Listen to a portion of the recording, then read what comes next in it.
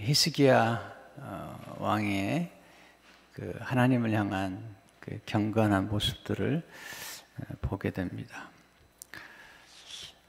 솔로몬이 죽은후로 이렇게 북이스라엘과 남유다가 합하여 이렇게 예배를 드리는 것은 처음 일어난 사건입니다.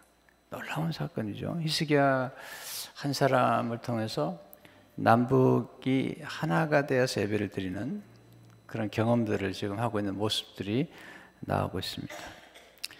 6월절 절기는 첫째 달에 지키는 것인데 조금 늦어져서 둘째 달에 그들이 모여서 하나님 앞에 무교절 또 6월절이라고 하죠. 절기를 지키는 모습이죠. 하나님이 히스기야를 축복하셨던 이유가 뭘까? 가장 중요한 이유는 예배, 하나님 향한 예배를 회복했다는 거죠. 예배.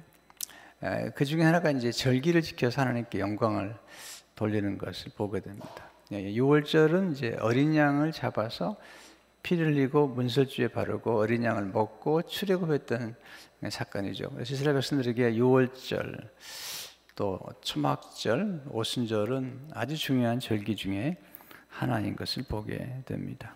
그들이 모여서 이제 무교절을 지켰다.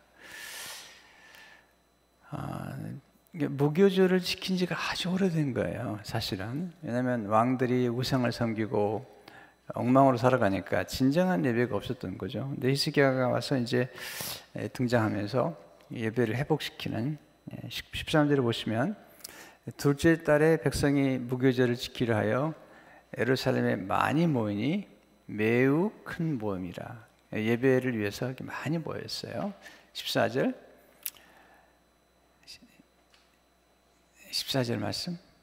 무리가 일어나 예루살렘에 있는 제단과 향단들을 모두 제거하여 기드론 시내에 던지고, 예루살렘에 있는 제단과 향단은 우상을 섬겼던 거죠.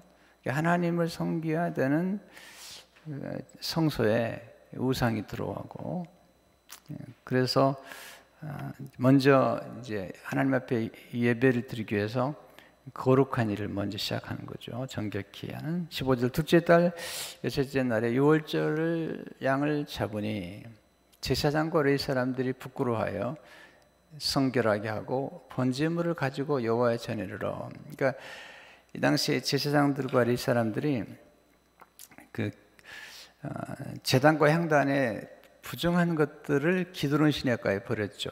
원래 이렇게 부정한 것을 접촉하게 되면 부정하게 되죠. 그러면 부정한 것을 접촉한 사람들은 성결의 예를 지켜야 되는데, 성결은 이제 어린 양의 피를 잡아서 성결하게 하는 것인데, 이들이 이제 그 더러운 것 접촉한 상태에서 성결례를 지키지 아니하고 그들이 이제 그 6월절 양을 잡는 중에 그 스스로가 부끄러워했다. 죄를 깨달았다 하는 거죠.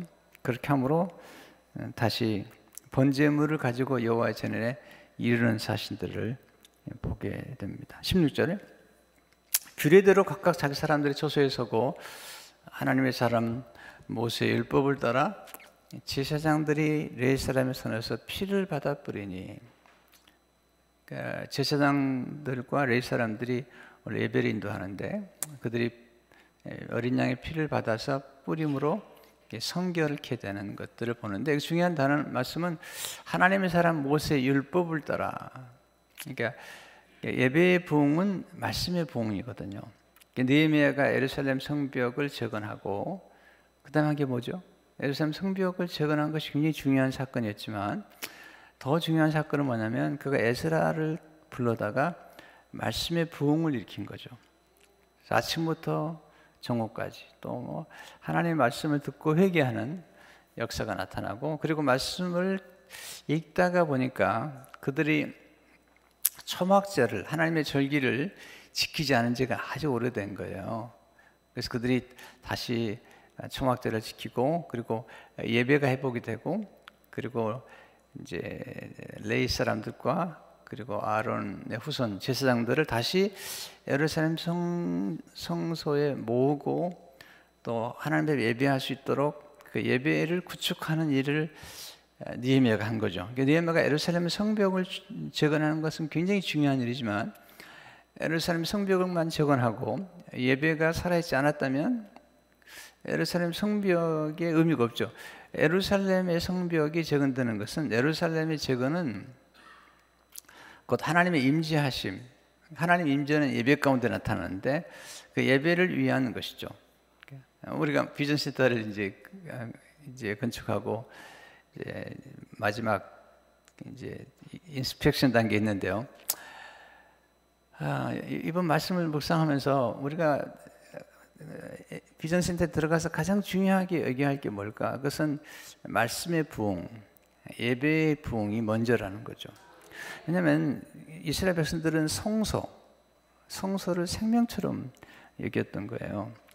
예레미야 17장 12절 13절에 보면 영화로우신 보호자여 시작부터 높이 계신 우리의 성소이시며 이스라엘의 소망의 신 여호와여. 이게 성소, 하늘의 성소. 이 땅의 성소는 하늘의 성소의 그림자죠. 그러니까 성전, 성소, 또 좀 더 깊이 들어가면 우리 마음의 성소, 이걸 지키는 거죠. 이게 하나님의 살아계신 예배, 살아계신 하나님 앞에 예배를 드리는 것이 아주 중요한 거죠. 예배 회복과 말씀 회복이 우리 삶을 참으로 복되게 하는 거죠. 그러니까 하나님의 말씀을 얼마나 경외하는가, 이 하나님의 말씀이 우리의 삶을 어떻게 움직여 가는지, 이게 중요한 거죠. 최근에 에스라서를 읽다가 에스라 9장 4절을 보니까 이에 이스라엘의 하나님의 말씀으로 말미암아 떠는 자가, 이사야 60장 5절도 보면 여호와의 말씀으로 말미암아 떠는 자들아. 대단히 중요한 표현이죠. 하나님의 말씀으로 말미암아 떠는 자들. 그러니까 이 하나님의 말씀을, 하나님을 경외한다는 것은 하나님의 말씀을 경외하는 것이고요. 또 하나님의 말씀을 귀히 여겨서 순종하는 것. 그리고 그 말씀 앞에 순종하려면 하나님의 말씀을 앞에 뜰 수 있는 그런 경건함. 그 아브라함의 조카 롯의 사위들이 이제 그 소돔과 고모라가 멸망할 것이라는 하나님의 말씀을 전해주잖아요. 그랬더니 농담으로 하겠다고 그랬어요. 농담으로 하겠다. 슬픈 일이죠. 그러니 결국 멸망하는 거잖아요. 그러니까 이 사울왕의 비극은 뭐냐면 그러니까 굉장히 축복된 자리에 있었지만 그는 예배를 소홀히 했어요. 제사장들만 주관하는 예배를 본인이 주관하고요. 교만한 거죠. 또 하나는 하나님의 말씀을 버렸어요. 그래서 사무엘이 얘기하잖아요. 왕이 여호와의 말씀을 버림으로 여호와께서도 왕을 버려. 그러니까 하나님의 교회는 하나님의 말씀이 살아 움직여야 되고 또 하나님의 말씀이 예배 가운데 선포되는 그런 역사가 일어나야지 은혜가 머무는 겁니다. 여러분, 인생에서 뭐 고통이나 어려움은 끊임없이 우리에게 찾아오죠. 근데 예레미야 17장에 보게 되면 지난번에 상록성 모임에서 말씀을 드렸는데요. 시냇가의 신비한 복 있는 사람은 시냇가의 신비한 나무가, 이게 중요하거든요. 10번 1편을 보면. 근데 거기 보면은 잎사귀가 청청한데 가무는 해도 걱정이 없다. 그러니까 하나님의 말씀에 뿌리를 내리고 있고 하나님의 성수에 뿌리고 내리는 사람들은 가뭄이 문제가 되지 않아요. 여러분, 우리가 인생의 가뭄이나 기근이나 고통 때문에 망하는 게 아니에요. 하나님의 은혜가 없기 때문에 힘든 거예요. 여러분, 고통이 아무리 와도 하나님의 은혜가 함께하면 그 고통을 이겨내 버려요. 그러니까 지금 사도 바울이 그가 연약하다, 그가 육체가 연약하고 그가 몸에 병이 들었어요. 근데 하나님이 그렇게 말씀하세요. 내 은혜가 내게 족하다. 이 은혜가 얼마나 놀라웠냐면 이 바울의 고통을 영광스럽게 만드는 거예요. 그 고통 때문에 하나님의 능력이 더 임하는 거예요. 여러분, 고통 때문에 또는 연약함이나 또는 고난 때문에 인생이 어려워지는 게 아니고 고난과 역경과 고통보다도 더 큰 은혜가 머물지 않을 때 이게 어려워지는 거예요. 여러분, 아무리 사도 바울이요, 그의 몸에 가시가 있어서 늘 연약하고 얼마나 힘들었으면 하나님 앞에 얘기했겠어요. 하나님 좀 이거 좀 걷어달라고. 그것도 3번이나 얘기했는데 하나님이 안 하셨어요. 그렇게 하신 말씀이 내 은혜가 내게 족하다. 내가 약할 때에 그리스도의 능력이 임한다.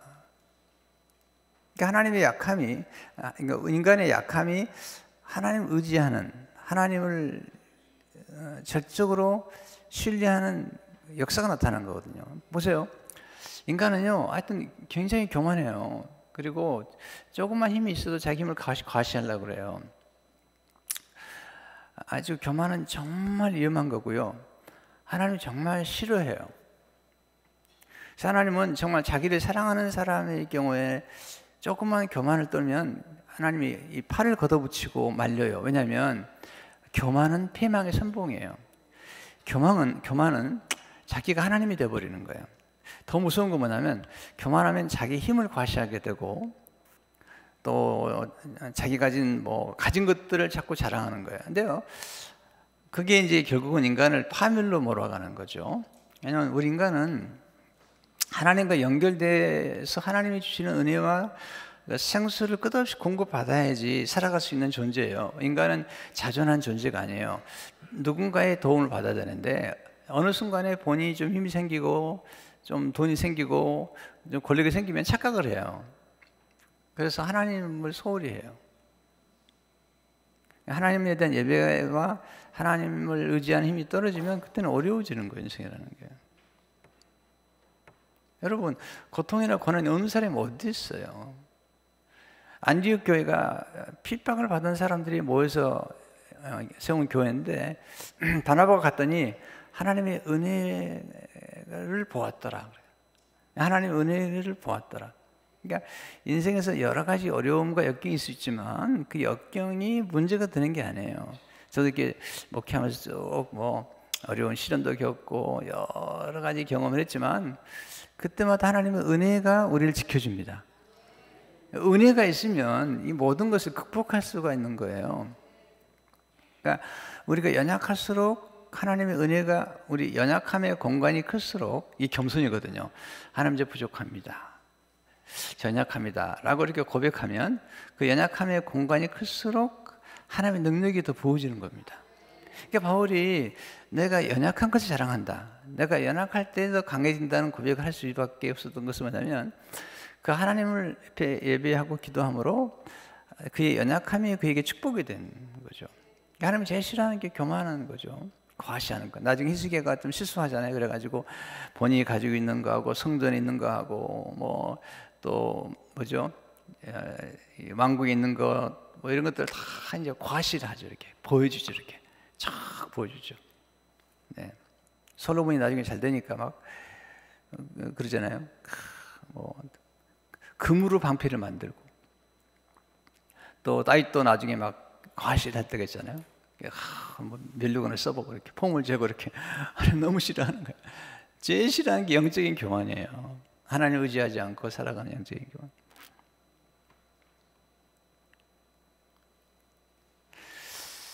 성도 여러분, 하나님의 말씀을 존귀히 여기시기 바랍니다. 하나님의 말씀을 존귀히, 하나님의 말씀을 잘 들으셔야 돼요. 이 말씀을 잘 들으셔야 돼요. 이 말씀을 깨달아야 되거든요. 하나님의 사람들에게 말씀이 임하면 그 말씀을 깨우쳐야 될 사명이 있는 거거든요. 이 하나님의 말씀에 떠올려야 되는데 어떤 분들은 보면 말씀을 듣는 자세가 아주 교만해요. 아주 한번 해보라는 거예요. 한번 그런 식으로 그렇게 하고 또 말씀을 전하고 나면 또 그거 가지고 꼬투리를 잡고 이제 정말 하나님의 말씀 앞에 울고 또 은혜를 받고 감동을 받고 깨우치고 그래야지 되거든요. 왜 예배 나와요? 여러분, 예배라는 것은요, 여러분이 잘못된 길로 가는데 속도를 줄이게 만들어주고 돌이키게 만들어주는 거예요. 그리고 여러분이 세상 속에 가면요, 세상은요 항상 강자를 항상 높이잖아요. 또 강해지라고 그러잖아요. 그리고 망가뜨리는 거예요. 너 성공하라는 거예요. 그리고는 이제 감옥에 보내는 거예요. 대통령 그 변호사가 얼마나 힘이 있었겠어요. 대통령 후보로 있을 때 얼마나 힘이 있었겠어요. 네. 지금 3년 정도 받았더라고요. 또 거짓말을 하는 거 포함해서 3년 2개월 정도 받아요. 뭐 대단했겠죠. 자기 커스터머가, 자기 클라이언트가 이제 대통령까지 됐으니까. 또 대통령만 되면 아무 문제가 없을 줄 알았거든요. 이게요, 세상이 주는 거짓 소망입니다. 네, 속지 마셔야 됩니다.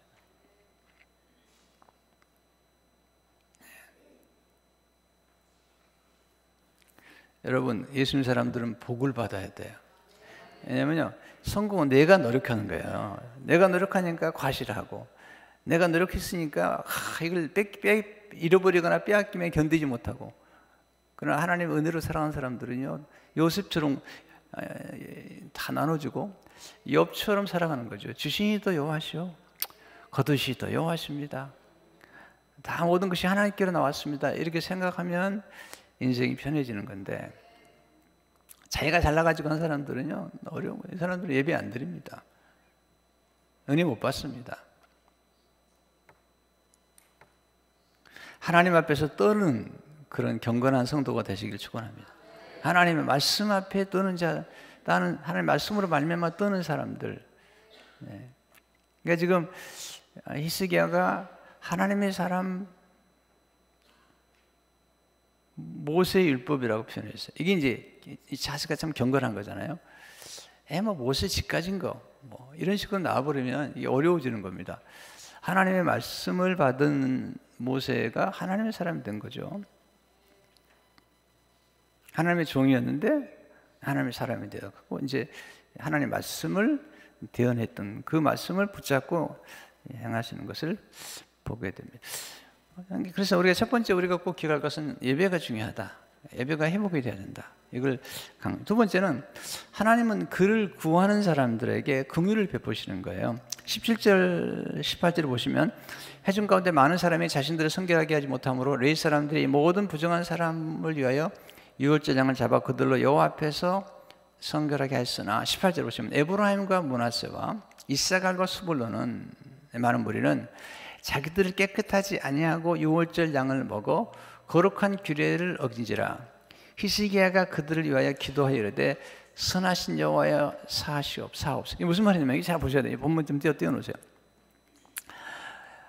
지금 남유다는 유다와 베냐민만 속해 있었던 거예요.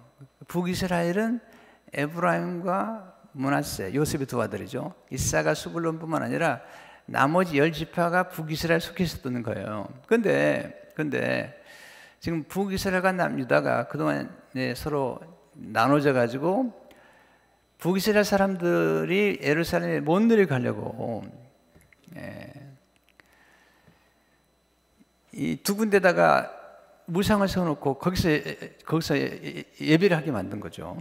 그것도 레위 사람, 레위 지파에 속하지 않은 제사장들을 세워가지고 그렇게 했던 거죠. 그런데 히스기야 때 와서 처음으로 히스기야가 유다와 베냐민뿐만 아니라 북쪽에 있는 모든 사람들에게 연락을 한 거예요. 우리가 유월절을 지키려고 하니까 내려오라고. 그때 히스기야의 편지를 받고 감동을 받은 북쪽에 있었던 에브라임과 므낫세, 이사갈, 스불론 사람들이 하나님의 전에 온 거예요. 그래서 이분들이 지금 그 북이스라엘도 우상을 섬기느라고, 하나님을 섬긴 게 아니에요. 우상을 섬기느라고 엉망이 됐는데 그 중에 깨달은 사람들이 하나님을 찾기로 결심하고 북쪽에 사는 사람들이 지금 예루살렘까지 내려온 거예요. 내려와가지고 지금 유월절장을 지금 먹는 중에, 워낙 유월절을 지켜본 경험이 없기 때문에 그냥 먹은 거예요. 근데 사실 유월절 양을 먹으려면 먼저 유월절의 피로 자기를 정결케 하고 그리고 먹어야 되는데, 이 북쪽에서 내려온 사람들은 그동안 유월절을 지켜본 적이 없는, 유월절은 반드시 예루살렘에 모여야 되는데 남쪽에 예루살렘이 있고 북쪽에는 사마리아가 있는데 북쪽에 있는 사람들이 내려온 것은 그것도 예배드려 내려온 것은 솔로몬 이후에 처음인 거예요. 이 사람들이 하나님의 규례를 어떻게 보면 망각해버린 거죠. 왜냐하면 제대로 된 유월절을 지켜본 적이 없어요. 그러니까 에브라임과 므낫세, 이사갈과 스불론의 많은 무리는 북이스라엘 사람들이 내려와 가지고 유월절을 지키러 왔는데 자기들을 깨끗게 하지 않은 그 규례가 있어요. 항상 유월절 양을 먹기 전에 먼저 피를 바르고 해야 되는데 그냥 먹었던 거죠. 그때 히스기야가 하나님 기도를 하는 거예요. 지금 남유다에 있는 레위 사람들이나 제사장들은 이제 피로 정결케 했어요. 그런데 북이스라엘에서 내려온 사람들이 지금 이렇게 결례를 한 거죠. 그때 히스기야가 그들을 위해 기도하이르되 선하신 여호와여 사하시옵소서. 이건 지금 놀라운 일이 사실요. 이건 우리가 이 성경 제대로 보면요, 그 에브라임은 북이스라엘 의미예요. 에브라임과 므낫세가 이제 요셉의 두 아들이잖아요. 그러니까 원래는 므낫세가 장자인데 하나님이 에브라임을 장자로 세웠어요. 그래서 에브라임이 이제 장자 역할을 하면서 북이스라엘을 움직여가는 거죠. 근데 그들 가운데 하나님을 잘 믿기로 결심한 사람들이 와서 유월절을 양을 먹는 중에 자기를 성결케 하기 전에 유월절을 먹었더니 기도를 하고 이제 히스기야가 용서해 달라고 기도를 하고 있는 것을 보게 됩니다.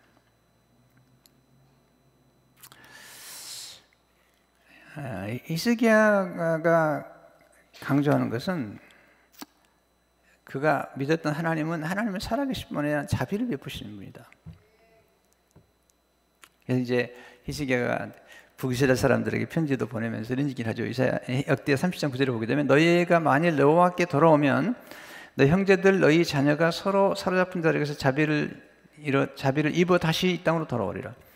너희 하나님 여호와는 은혜로우시고 자비하신지라 너희가 그에게로 돌아오면 그의 얼굴을 너희에게서 돌이키지 아니하시라 하였더라. 하나님께로 돌아오라.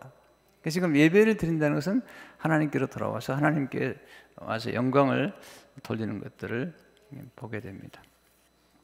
하나님 기도 응답하시죠. 30절에 보시면 여호와께서 히스기야의 기도를 들으시고 백성을 고치셨더라. 네. 기도하는 사람이 중요한 거예요.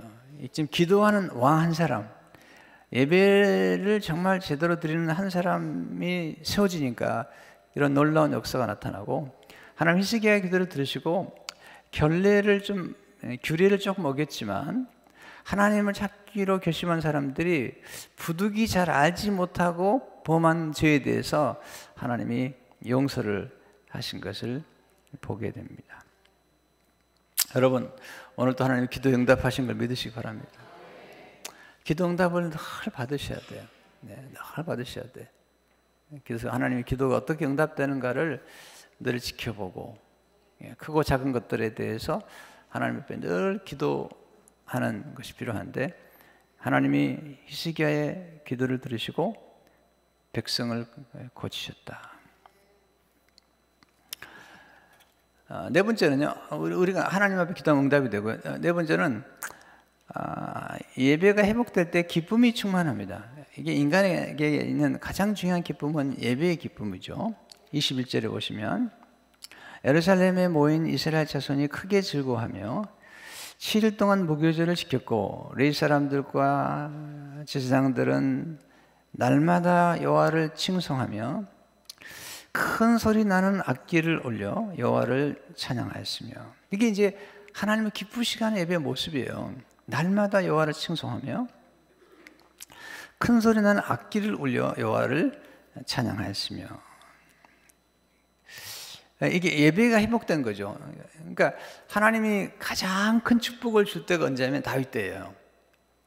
다윗은 하나님 앞에 드린 예배를 회복시켰고 그 당시에 다윗이 24시간 동안 하나님을 예배할 수 있도록 그렇게 조직을 짜고 그 당시에 많은 악기를 제작하고 그리고 하나님을 찬송하고 영광을 올렸던 것들을 보게 되죠. 그래서 역대하 29장 25절에 30절에 보면 제가 읽겠어요. 역대하 29장 25, 30 왕이 레위 사람들을 여호와 전에 두어 다윗과 굉장히 다윗 중요한 거예요. 다윗과 왕의 선견자 갓과 선지자 나단이 명령한 대로, 보세요.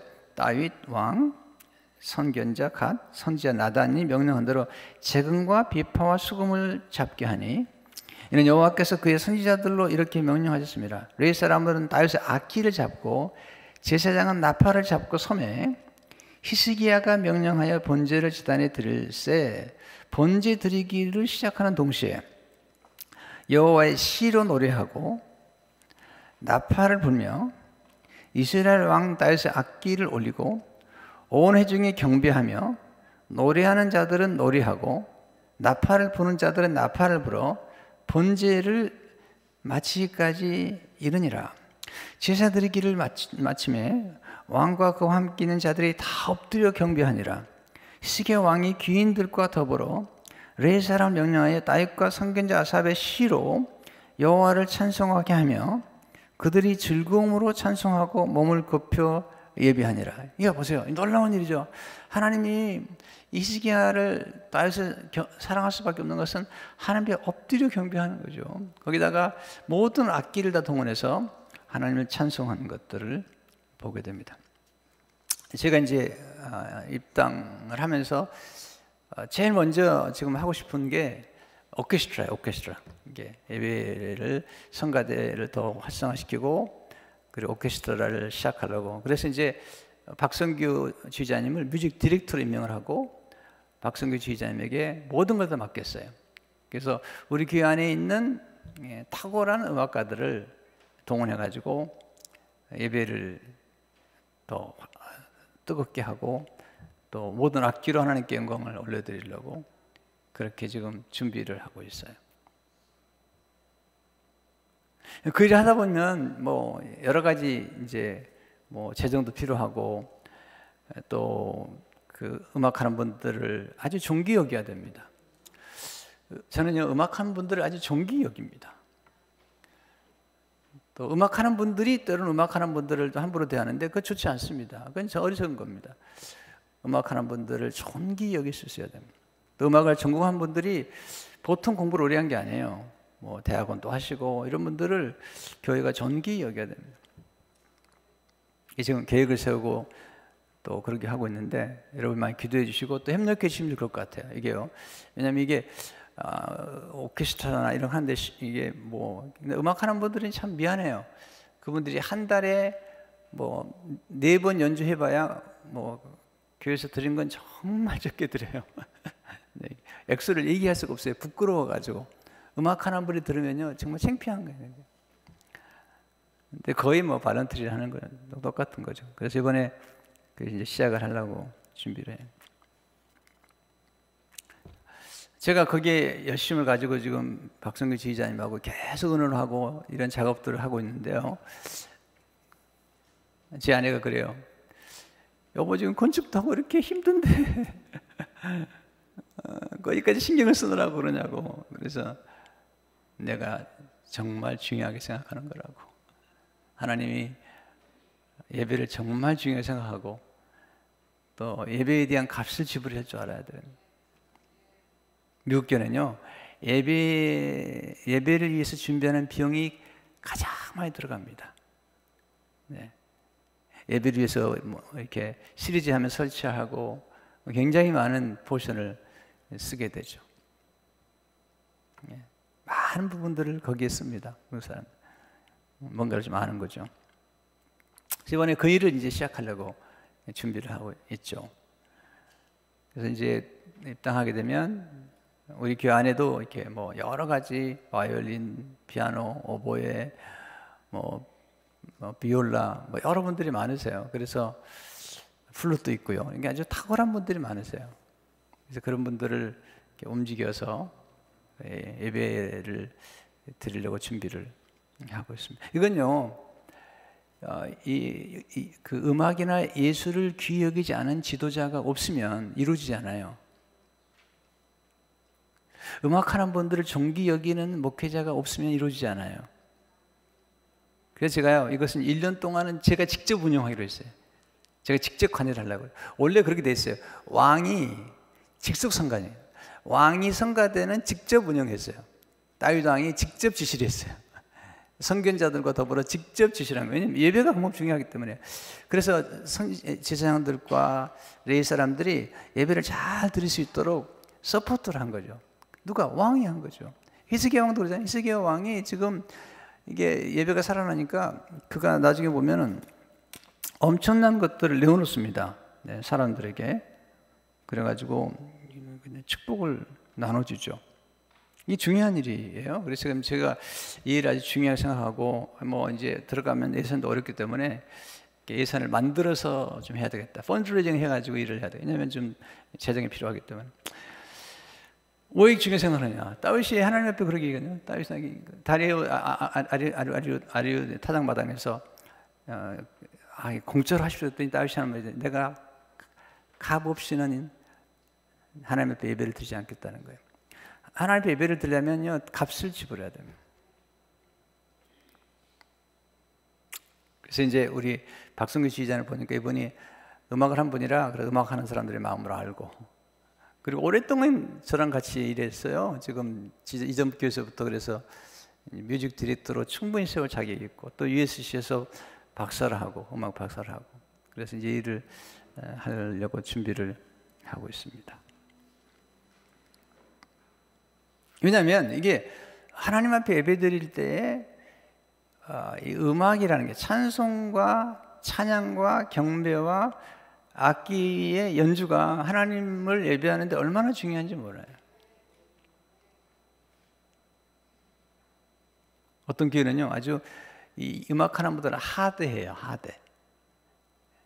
여러분, 그 발전하지 않습니다. 예배가 살아있지 않은 교회가요, 부흥될 수가 없습니다. 할렐루야. 예배에 와서 은혜를 받아야. 예배는 뭐가 가냐면, 예배와 기도는 저수지에서, 이 진원지에서 이게 물을 이렇게 끌어들인 도관이 있잖아요. 이 도관과 같은 거예요.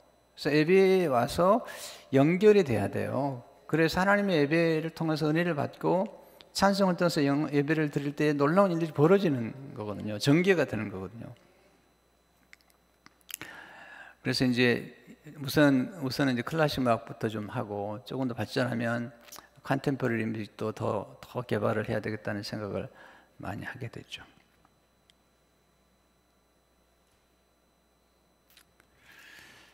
여러분들이 이제 새벽에 와서도 이렇게 대표 기도를 하고 성경 봉투, 이게 다 중요한 거예요. 그래서 제가 그랬어요. 우리 목사님들에게 주중에 설교를 줄이더라도 대표 기도가 있어야 되고 성경을 봉독하는 게 있어야 돼요. 한 명이라도 나와서 기도해야 되거든요. 한 명이라도 나와서 기도해야 됩니다. 예배, 이전 섬기던 교회에서요, 걔가 어려우니까 순식간에 많은 액티비티가 줄었어요. 다 빠져나갔어요. 목사님도 이렇게 뭐 세 차례 걸쳐가 나가니까 9명, 10명이 빠져나가니까 모든 역할들이 다 이제 뭐. 그런데요, 제가 흔들리지 않았습니다. 진짜입니다. 흔들리지 않았습니다. 왜? 다른 여러 가지 액티비티는요, 안 해도 돼요. 있으면 좋지만 없으면 없어도 돼요. 근데요, 예배가 살아있으면, 말씀만 있으면요, 가요. 할렐루야. 그때도요, 3,000명 끌어갔어요. 3,000명. 출석이 3,000명이에요. 빠져나가는 빠졌지만. 왜? 그러나 설교와 예배만 딱 분들이 서 있으니까 교회에 가는 거죠. 꾸준하게. 물론 이제 여러 가지 일들을 사역에 필요해요. 지금처럼 필요하지만, 만약의 경우에 뭐 그런 뭐 어떤 상황이 벌어진다 하더라도 저는 흔들리질 않아요. 왜냐하면 말씀만 바로 서 있으면, 교회가 말씀만 붙잡고 있으면 저는 끝까지 승리할 줄로 믿습니다. 예배만 살아있으면 돼요. 예수 그리스도의 영광이 드러나고 하나님을 기쁘시게 하는 예배만 살아있으면요, 흔들릴 게 없어요.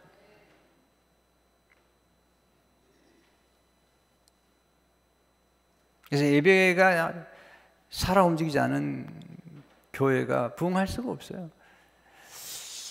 제가요, 아주사 대학을 아직도 신학대학을 나왔는데, 그때 졸업한 무렵에 한 목사님이 와가지고 그 얘기를 하더라고요. 그건 잊지를 못하겠어요. 간증하는 거죠. 본인이 교회 시작해가지고 예수를 높여드리고 예수 그리스도 이름을 찬양하고 예수 그리스도의 그 복음을 전했더니 예수란 얘기를 들으면 사람들이 모이더라는 거예요. 그러니까 지금 이 이스라엘 백성들이 하나님을 향한 예배가 살아있으니까 이렇게 모이니까 놀라운 부흥이 일어나는 것들을 보게 되잖아요. 거기서 이제 기쁨이 충만해진 거죠. 크게 즐거워했다. 여러분, 성도는요, 예배를 드릴 때 즐거움이 생기는 거예요. 여러분, 라스베가스 가가지고 즐겁지 않아요. 공허한 거죠. 돌아올 때는 모르겠어요. 어느 정도 쾌락이 있으면. 그러나 인간이 가지고 있는 가장 근본적인 것은 하나님을 예배할 때, 하나님을 경배할 때 가장 큰 기쁨이 찾아오는 거예요. 저는 그래서 교회에서 악기 연주하고 이런 거 되게 고마워하고 감사해야죠. 그래야지 또 발전하니까. 근데 보세요. 히스기야가 근데 이렇게 하나님을 섬기는데 능숙한 사람들을 히스기야가 축복했다. 그런 말씀이 여기 나오죠. 놀라운 스토리죠. 21절을 보시면, 네, 히스기야는 여호와를 섬기는 일에 능숙한 모든 레위 사람들 이루어했더라. 이와 같이 절기 7일 동안에 무리가 먹으며 화목제를 드리고 그의 조상들의 하나님 여호와께 감사했더라. 이요, 여호와를 섬기는 일에 능숙했다. 이런 사람들을, 레위 사람들 이루어했다. 이 능숙한 사람들이 뭐냐면 레위 사람들이 제사를 잘 드리고 악기를 잘 연주하고 또 절기 때마다 이걸 규례를 잘 지키고 이런 사람들을 능숙했다. 옛날 성경에 보면요, 통달한 레위 사람들을 이루어했더라.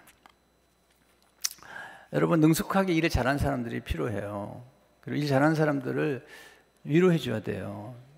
왜냐하면 위로를 받아야지 잘하죠. 격려를 받아도 잘하죠.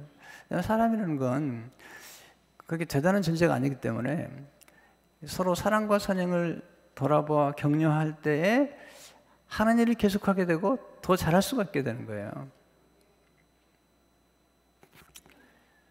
말 한마디지만 이렇게 말씀을 들었을 때에 은혜 받았다고, 이번에도 어떤 모임에서 이렇게 말씀을 성경 공부를 인도했는데 그 다음날 한 분이 카톡을 주셨더라고요. 꿀맛 같은 말씀을 나눠주셔서 감사하다.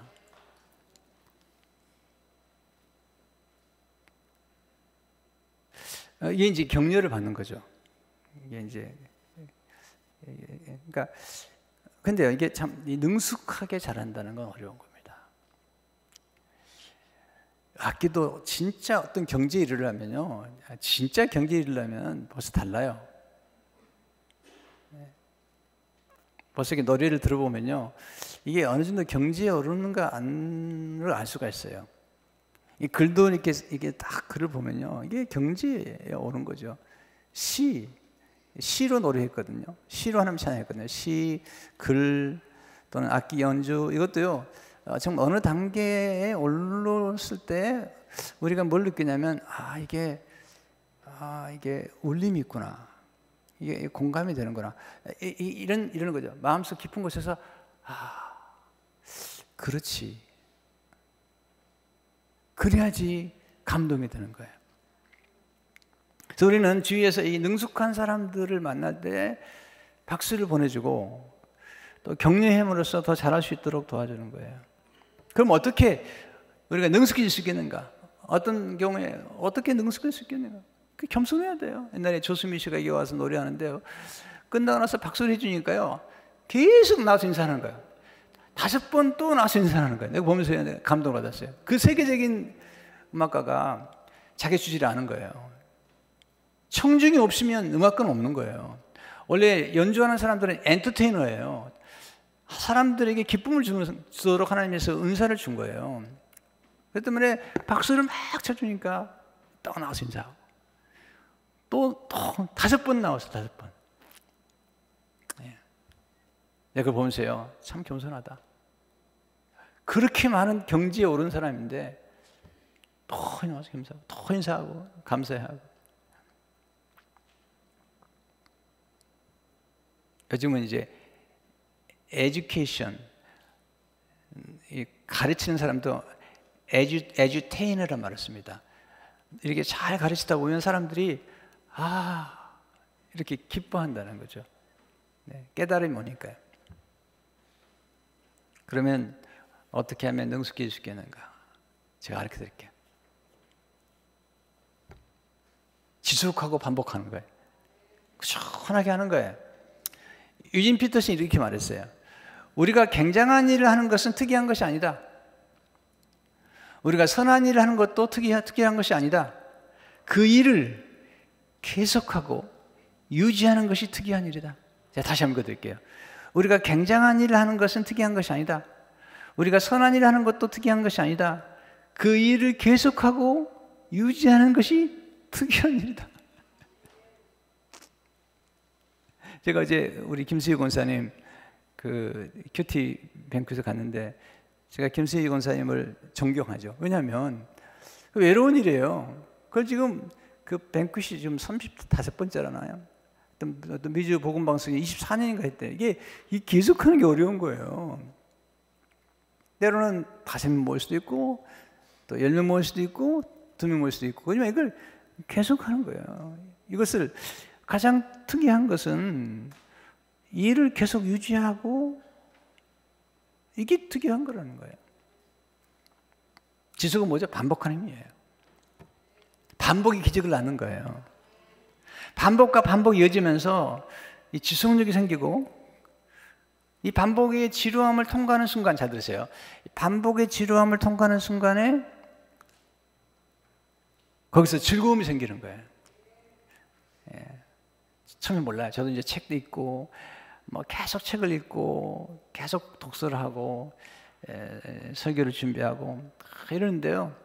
처음에는 이게 책을 읽는데 이게 도대체 이게 머릿속에 남는 걸까? 또 성경을 암송하는데 이게 남는 걸까? 생각하다가 어느 순간에 가니까 이게 즐거워지는 거예요. 열매가 나타나기 시작하고. 처음부터 즐거운 일 없어요. 여러분 교회 일도요. 처음부터 즐겁지 않습니다. 어느 단계에 가야지 이게 이렇게 깨어치는 거죠. 네. 저도 처음에 책을 쓰는데요. 책은 이제 막 사람들이 이제 뭐 읽어주니까 좋잖아요. 쓰는데요. 21가지 꿈꾸는 자가 알아야 될 21가지 믿음의 법칙이라는 책이 있는데요. 맨 마지막 챕터를 쓰는데 이게 안 되는 거예요. 너무 어려운 거예요. 은혜란 말에 대해 쓰려고 그러는데 너무너무 어려운 거예요. 나중에는요, 머리가 뽀개 되는 것 같아요. 말이죠. 마지막 막 진짜 산통을 하는 거예요. 산통을. 처음부터 즐거운 거 없어요. 그 과정을 거치니까 지속하다 보니까 어느 부분보다 즐거워지는 거예요. 여러분, 능력이나 재능보다 지속력이 중요합니다. 저는 가끔요, 이 젊은 목사님들 만나가지고 이렇게 만나다 보면요, 어떤 목사님 너무 똑똑해. 학력도 좋고 스펙도 좋고 너무 똑똑해. 근데요, 걱정이 됩니다. 왜냐하면 너무 똑똑하니까요, 야가요, 사람이요. 꾀를 부려요, 자꾸요. 말도 얼마나 잘하는지 몰라요. 저는요, 말을 잘하는 사람이 못 돼요, 원래는요. 지금도 저는 사실은 이게 그래. 저는 설교를 잘한다는 생각해 본 적이 없어요. 근데 무직하게 하는 거예요, 계속 하는 거예요. 그러다 보니까 어느 순간에 반응이 있는 거예요. 어느 순간에 반응이 나타나기 시작하는 거예요. 지속해야지 탁월함이 기르는 거예요. 저는 어떤 분야든지 간에 어떤 깊이 오래 해서 어떤 끝을 본 사람들, 그 끝에서 뭔가를 경험한 사람들, 전통 설렁탕, 이게요 하루아침에 된 게 아닙니다. 시내의 올케랑 어디 있어요? 시내의 올케랑, 이거 음식점이라는 게요, 이게 이 설렁탕도요, 그냥 어떤 설렁탕은 우유 같아요. 우유에다 물 타는 것 같아요. 진짜 한 번은 제가 설렁탕 타주에 갔는데요, 저쪽에 갔는데 거기는 식당이 너무 적더라고요. 그러니까 뭐든지 갖다가 이렇게 올려놨다가 주는 것 같아요. 그런 거 하고, 이게 이 삶고 삶아가지고 거기서 맛을 우려내가지고 하는 거하고는요, 이게 경지가 다릅니다. 옷을 만들어도요, 또 학교를 하더라도요, 어느 경제를 하답니다. 아멘도 안 하시고 하여튼 나는 이렇게 열심히 설교를 해도 아멘을 안 하는 걸 보면 진짜 놀라운 거예요. 아멘 집사님 요즘 힘이 확 빠졌나, 뒤에 앉아가지고 아멘도 안 하시고 하여튼.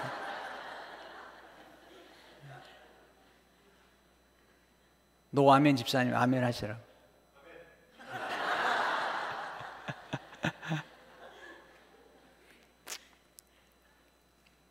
노래도 잘하는 사람들은요 달라요. 듣는 사람이 편해요. 노래를 잘못하면요 듣는 사람들이 막 땀이 나요. 식은땀이. 실수할까 봐 땀이 나요.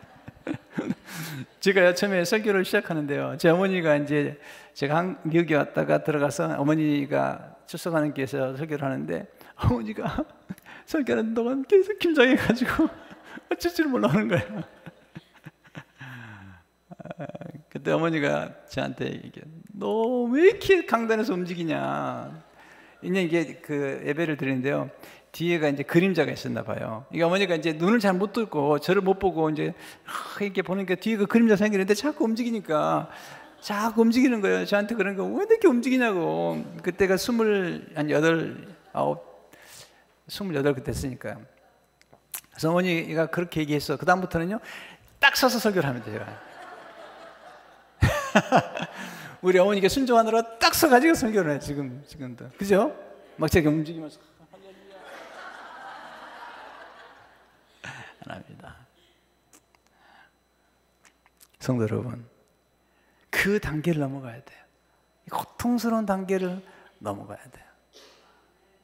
우리 둘째가 이번에 아이를 낳았는데 하루 종일 산통을 해서 하루 종일 유도분모를 하는데요, 하루 종일 산통을 하더라고요. 네. 그걸 넘겨놔서 아이가 태어나니까 얼마나 좋아하는지 몰라요.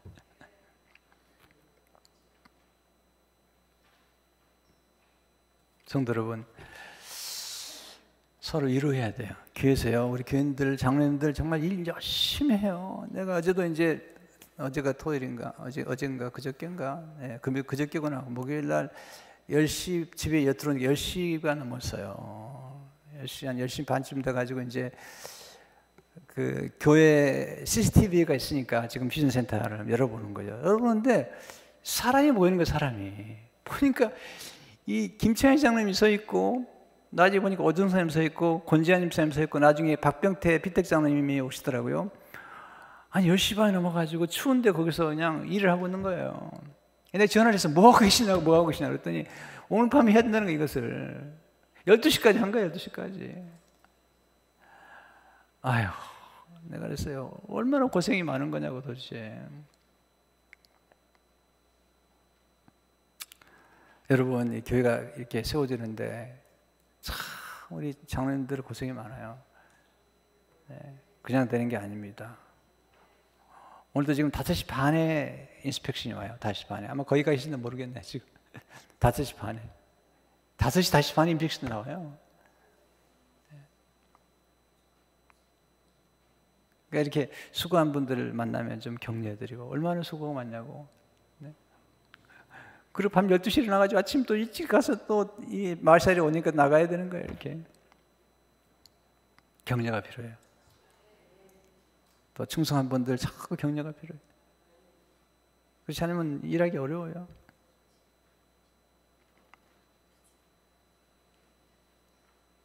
그래서 저는요, 뭔가 하나를 계속 하는 분들을 보면요, 참 존경이 돼요. 이렇게. 네. 기도도 계속 하는 분들이 계세요. 이렇게. 네. 우리 최장로님 계속 나오셔야 돼. 이사한다고 뭐 교회가 멀은 게 아니에요. 집이 멀지. 교회는 안 멀어요. 교회는 안 멀어. 집이 멀지. 계속 하는. 제가 새벽 기도를 계속 했는데 주일까지 인도 주일까지. 지금 우리 부목사님들에게 섬겨주시지만 주일까지 계속 하는 거 이렇게.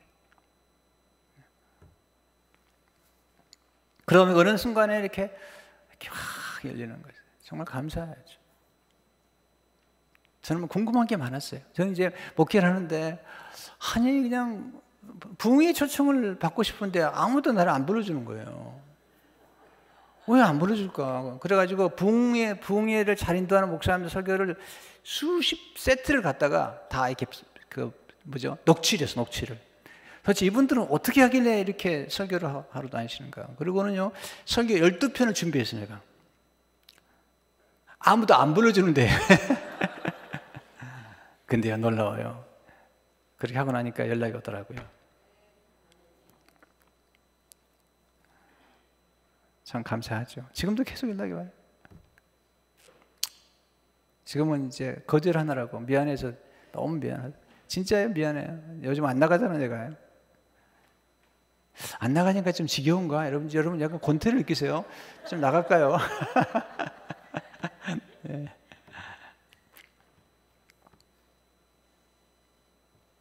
근데요, 이게 재밌는 말씀이죠. 이거 보면 22절에 보게 되면 이스기야는 여호와를 섬기는 일에 능숙한 모든 이스라엘 사람들을 이루하였더라. 이와 같이 절기 7일 동안에 무리가 먹으며 화목제를 드리고 그의 조상들이 하는 여호와께 뭐 했어요?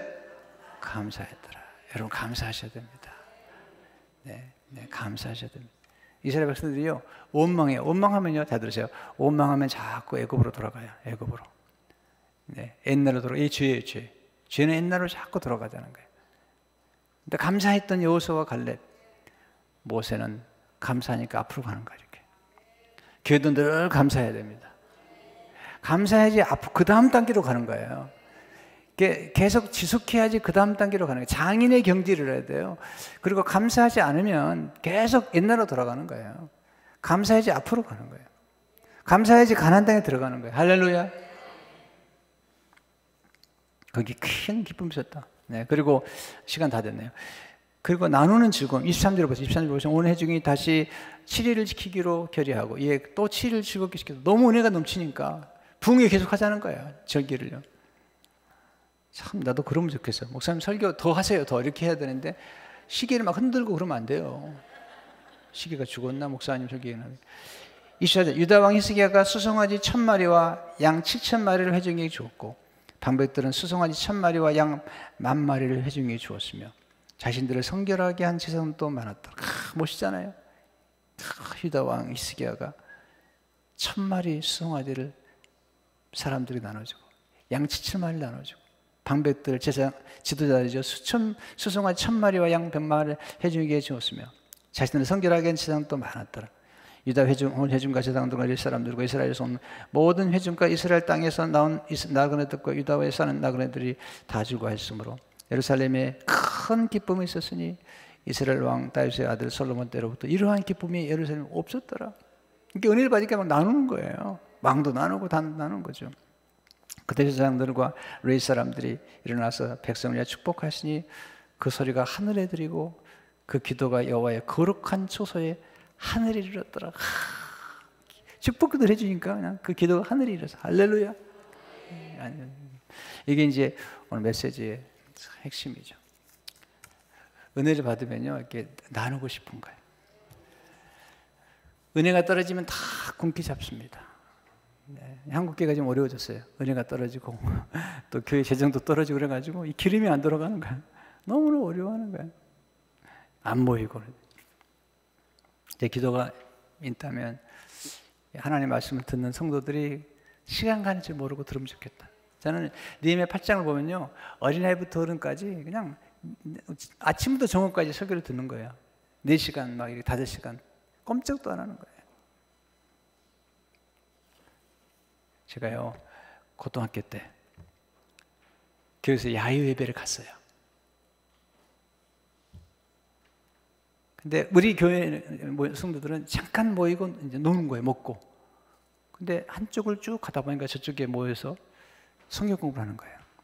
아침부터 정오까지. 누가? 여호와의 증인들이. 여호와의 증인들이. 충격을 받았어. 충격을 받았어. 아니 어떻게 되는 거야? 우리는 왜 이렇게 열심히 없는 거야?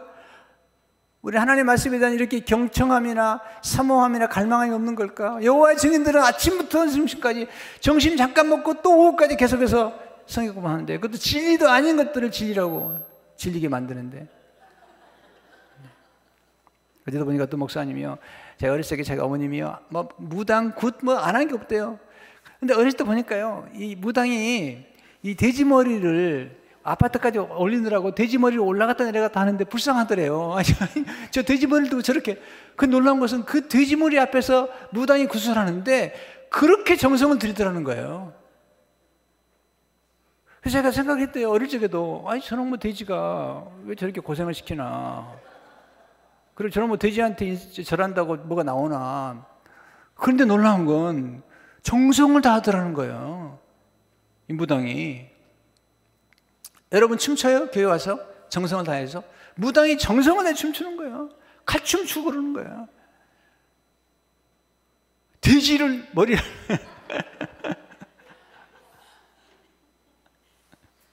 그 목사가 그러더라고요. 어떻게 돼지가 저렇게 올라갔다가 또 저놈은 돼지한테 뭐 절한다고 저렇게 뭐가 나올 건가요? 그렇게 생각했대요. 물론 이제 나중에 목사가 됐지 번이요. 근데 내가 질문이 건 거예요. 그렇게 무당도 저렇게 열정적으로 하는데 우리는 뭐 하는가? 이런 생각이 드는 거죠. 여러분,